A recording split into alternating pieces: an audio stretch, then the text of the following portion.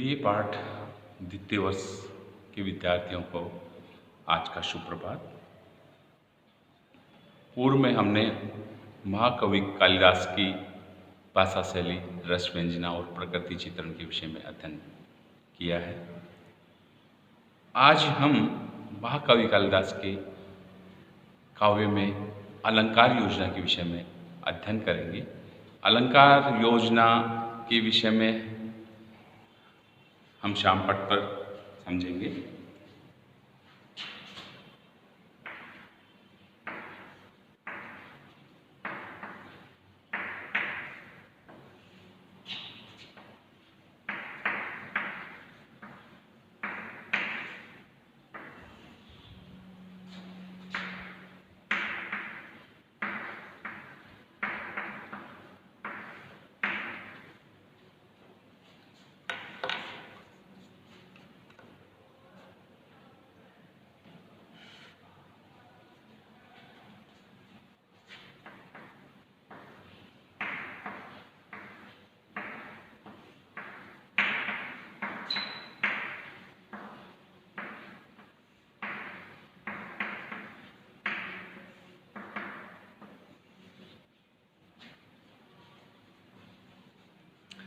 वाक्यम रसात्मकम काव्यम के अनुसार काव्य की जो आत्मा है वह रस को ही है, यानी काव्य की आत्मा रस को मानते हैं और यह रस सदा ही व्यंग्य होता है।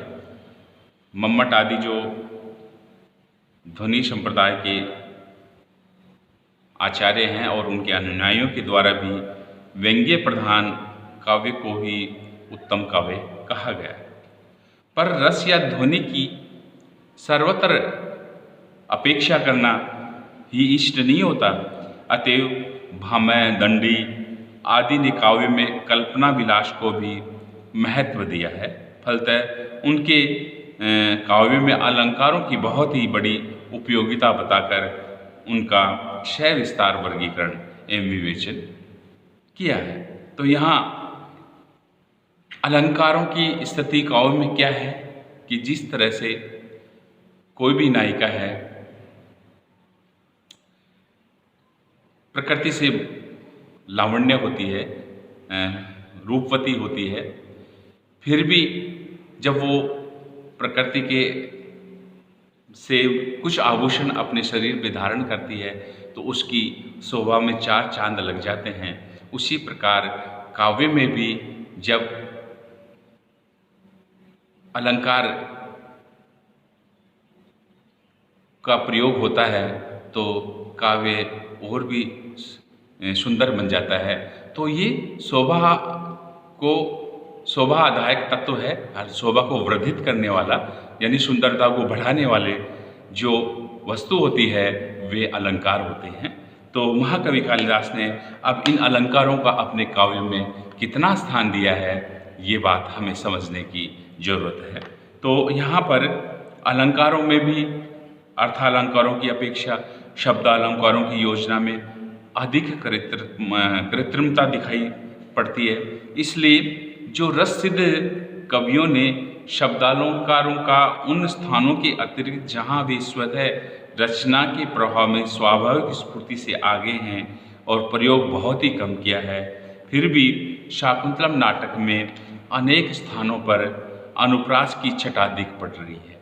यहाँ पर महाकवि कालिदास ने शाकुंतलम में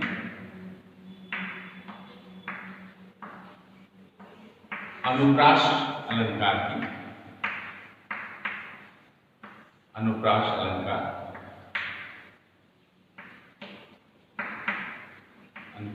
अलंकार की छटा देखने को हमें मिलती है। फिर वह अनुप्रास अलंकार जबरदस्ती लाया नहीं गया है, कवि की भावाभिव्यक्ति में वह स्वतः अनुप्रास अलंकार आ गया है। अन्य जो शब्दालंकारों में यमक का प्रयोग भी बहुत ही कम हुआ है। दूसरा यमक जो अलंकार है, यमक अलंकार है, उसका भी शाकुंतलम में प्रयोग हुआ है। तो यहाँ इसे तो कवि ने जानबूझकर ही नहीं आने दिया, क्योंकि यमक के लिए विशिष्ट शब्द खोजकर जोड़ने पड़ते हैं और इसलिए रचना में थोड़ी स्वाभाविकता के बजाय उसमें कृत्रिमता आ जाती है। उससे ऐसा लगता है कि इसको जानबूझ के बनाया गया हो।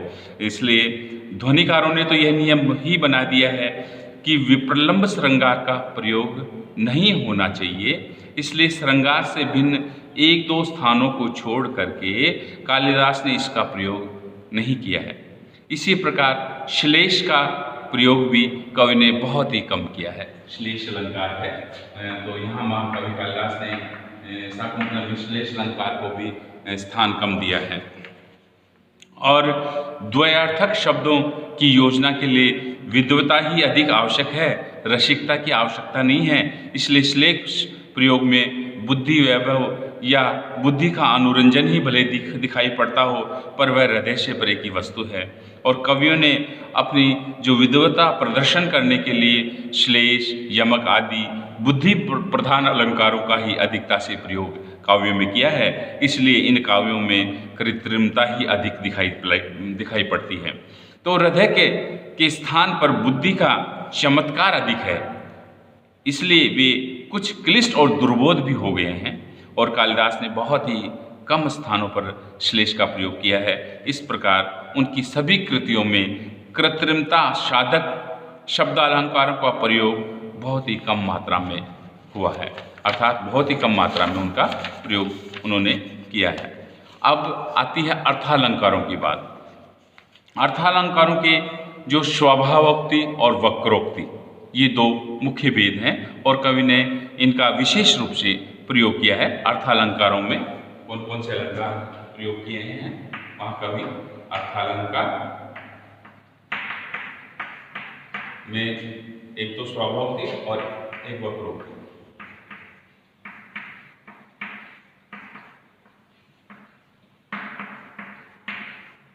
इन दो अलंकारों का उन्होंने विशेष रूप से वर्णन किया है काव्य के अंदर। विशेष रूप से स्वभावोक्ति और वक्रोक्ति, इन दोनों का उन्होंने अपने काव्य में प्रयोग किया है। स्वभावोक्ति प्रयोग में कवि ने दृष्ट या कल्पित पदार्थों या व्यक्तियों का यथार्थ और अति रमणीय चित्र खींचा है। और शकुंतला की विदा करते समय महर्षि कर्ण के कथन और उनकी विलास वक्रोक्ति मूलक जो उपमा, उत्प्रेक्षा, दृष्टांत, अर्थांतरन्यास, अप्रस्तुत प्रशंसा आदि अलंकारों में देखा जा सकता है। पृथ्वी से आकाश तक उपलब्ध साधारण जनों के लिए नीरस उपेक्षणीय भी पदार्थों में जो सौंदर्य आधान करने वाली कवि की जो सूक्ष्म दर्शन शक्ति ने इन अलंकारों के प्रयोग में विशेष चमत्कार उत्पन्न कर दिया है। इन अलंकारों में भी विशेषतया भारतीय जो आलोचकों ने तो उपमा के प्रयोग में कालिदास को सर्वश्रेष्ठ स्थान दिया है। किसी माघ कवि के प्रशंसक ने कहा है कि उपमा कालिदास से भारवे अर्थ गौरवम दंडिन पद लालितम माघे संति त्रयोगुणा, अर्थात बहुत ही सुंदर प्रशंसा की है कि महाकवि कालिदास वास्तव में उपमा अलंकार के लिए बहुत ही प्रसिद्ध हैं।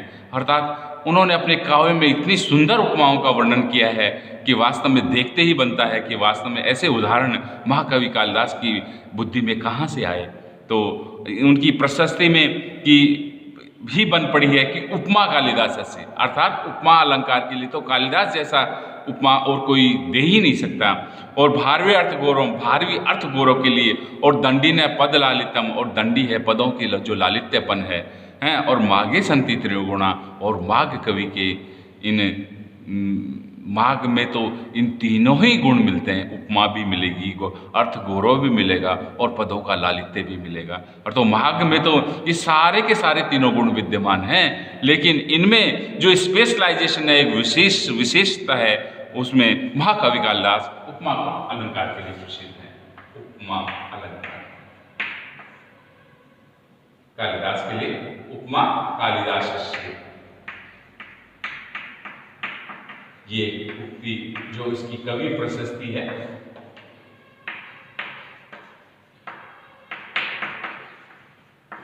कवि प्रशस्ति में ऐसा कहा गया।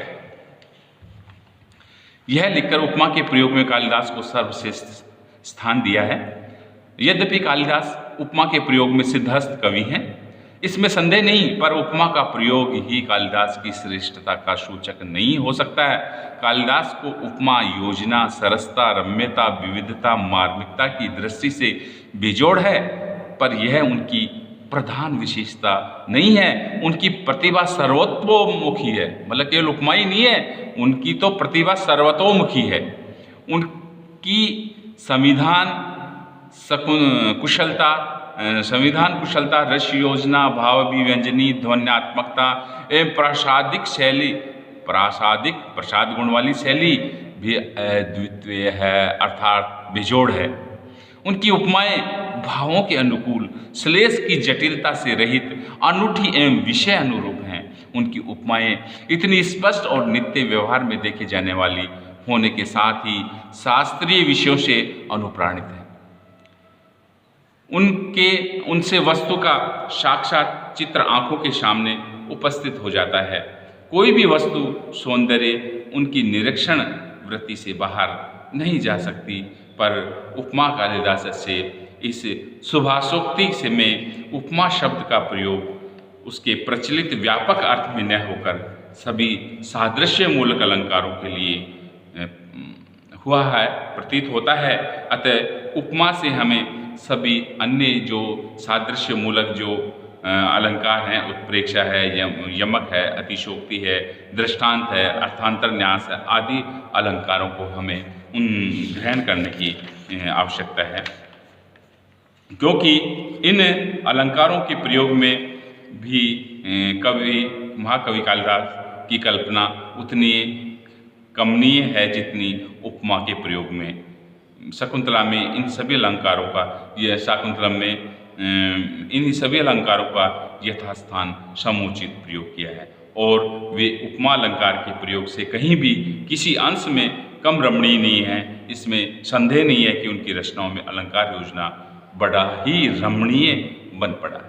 आज के लिए इतना ही पर्याप्त है, और शेष हम अगले वीडियो में बताएंगे आपको कि यहाँ महाकवि कालिदास ने उपमा के विषय में और क्या क्या बतलाया है। ऐसा हमें ये नहीं सोचना है कि कवि प्रशस्ति तो कोई भी व्यक्ति बना सकता है कवि के बारे में, जो उसकी कोई गुण या उसको अच्छा लगे तो सारे कवियों की कोई गुण लेकर के कोई कवि प्रशस्ति बना दे। लेकिन कहने का भाव ये है कि यहाँ पर महाकवि कालिदास के उपमा के लिए प्रसिद्ध नहीं है, बाकी जैसा उपमा का वर्णन उन्होंने अपने काव्य में भी किया है, उसी प्रकार और अलंकारों को भी अतिशयोक्ति है, उत्प्रेक्षा है, रूपक है, दृष्टांत है, अर्थांतर न्यास अलंकार है, उन अलंकारों को भी, वो अलंकार भी कम नहीं है। जितना उपमा पर उन्होंने बल दिया है उतना ही जोर उन्होंने उन अलंकारों को भी अपने काव्य में स्थान दिया है, और वो भी केवल उपमाएं इतनी सुंदर नहीं बन पड़ी,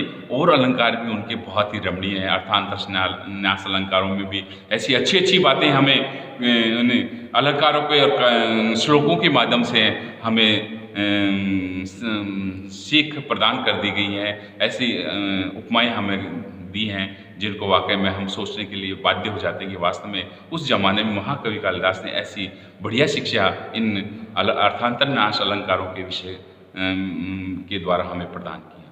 तो यहाँ महाकवि कालिदास वाकई में उपमा अलंकार के लिए वैसे प्रसिद्ध प्रशस्ति मानी गई है, लेकिन और भी अलंकार उनके लिए प्रसिद्ध हैं। आज के लिए इतना पर्याप्त है। थैंक यू, नमस्कार।